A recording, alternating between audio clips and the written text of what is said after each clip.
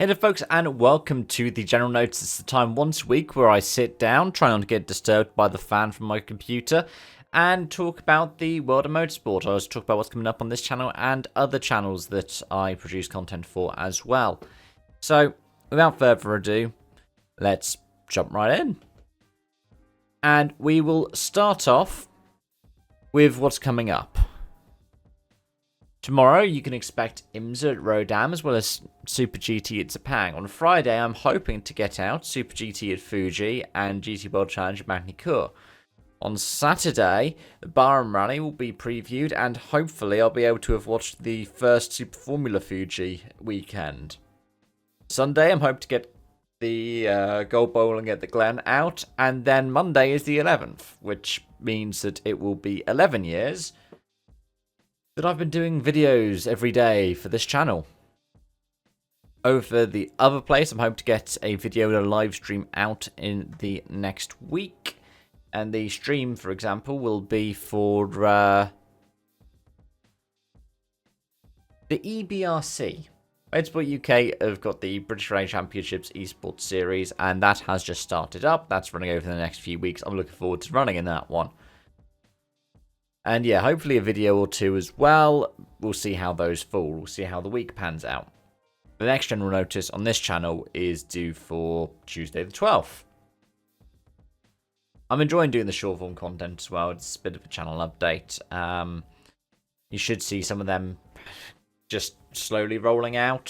Some stuff for, I believe, it's going to be F1 and WRC through to Saturday, and then I'll start rolling out Bahrain Rally preview content and maybe a couple of other bits and pieces alongside that. But we'll wait and see. Regardless, let's start talking about the world of motorsport, shall we? And the first thing that I want to talk about is the WRC, as Seb Ogier has committed to a Title 5 for 2025. He said he's going to be doing the next 4 rounds. He said the only one that he is putting an asterisk next to is Saudi Arabia, and that depends on if he could get a 9th world title. This is not the first time we've seen Ogier do this. He did do this last year. And what was the deciding factor last year was Finland, where he won. He was like, yep, I am doing the rest of the season. I could talk about the WRC's 2026 calendar. I'll probably do that at a separate time. You might see that as an exclusive short form thing or as part of a wider video. But yeah, we don't know what Ogier's plans are for next year.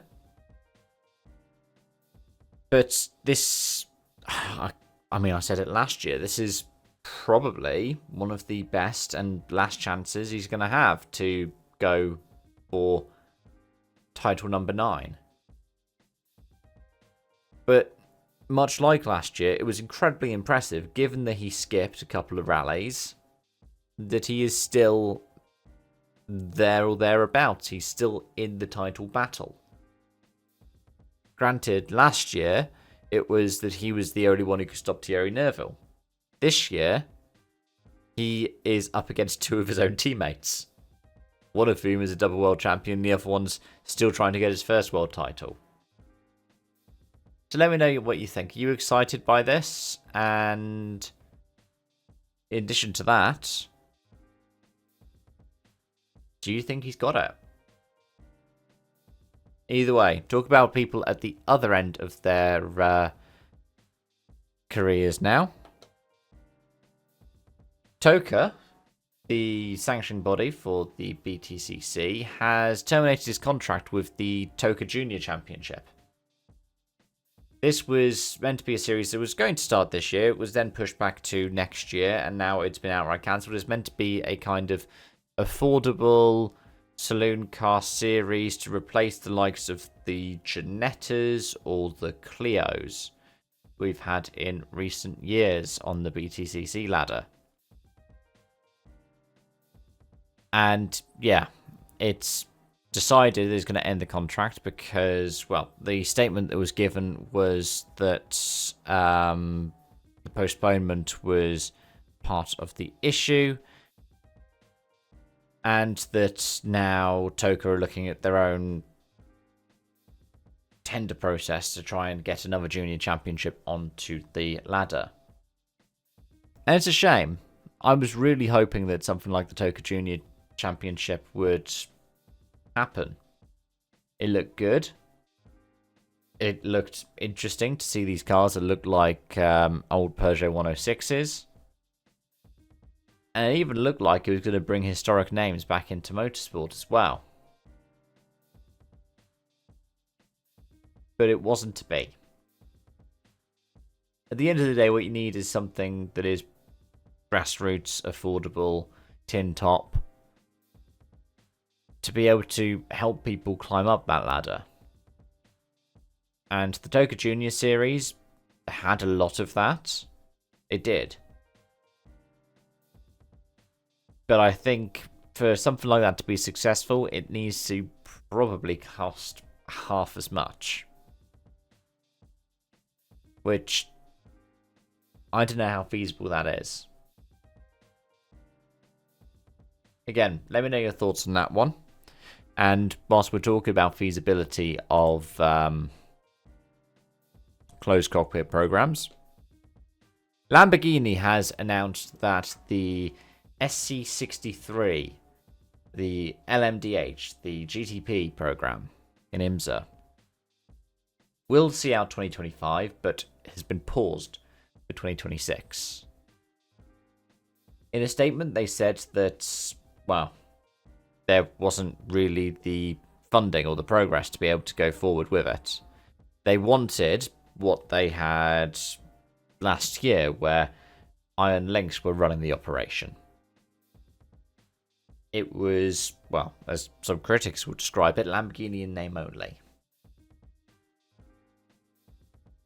Because, well, it was a Lamborghini, but it was not run by Lambo, and it was an LMDh, meaning that there were some bits on it that were Lambo, but there were some bits on it that were Ligier. And that is where it gets tricky, right? Part of the reason why Lamborghini decided to leave WEC, in addition to what I've mentioned with the Iron Lynx separation, was the 2-car mandate. You have to have 2 cars if you're going to run as a manufactured team. So they're like, yep, we're done. And they left. And that was a shame. But I could kind of see it. If you want to get that program to be quite effective, you should do 1 car. I mean, Aston Martin's doing that in IMSA. They've got 2 cars in WEC, but they've only got 1 car in IMSA. And they've got 6 drivers that they share between those cars. They are the success story that I think Lamborghini hoped to be. Now, it's not the end of Lamborghini Squadra Corsa just outright, because you've got the Terrario, the new GT3 coming out next year. That's going to have a new Super Trofeo, and that's replacing the Huracan. So it's not the end of the road. But it is definitely a speed bump. Now, part of why the Terrario will be coming in is the Huracan shares a platform with the Audi R8, and Audi have ended pretty much all of their customer racing stuff because of their F1 project. And this is where you get the problem of manufacturer conglomerates, right? Because Lamborghini is VW Group. So, at the end of the day, Lamborghini in LMDh were competing against Porsche. In GT3, they are competing against Porsche, but they were also competing against Audi. Now they take the Audi element. It just gets very complex, and when you think about the finances of it and everything like that, outside of just being a fan and wanting to see more cars on the track, it gets a bit brain melty. Which is why I'm not really able to say much more, because it's, for me, and I love talking about the kind of politics within motorsport, is getting a bit brain melty. But let me know your thoughts and feelings in the comment section down below. Let me know what you think about any of these different stories. And yeah, hope to see you around for more. Till then, bye for now.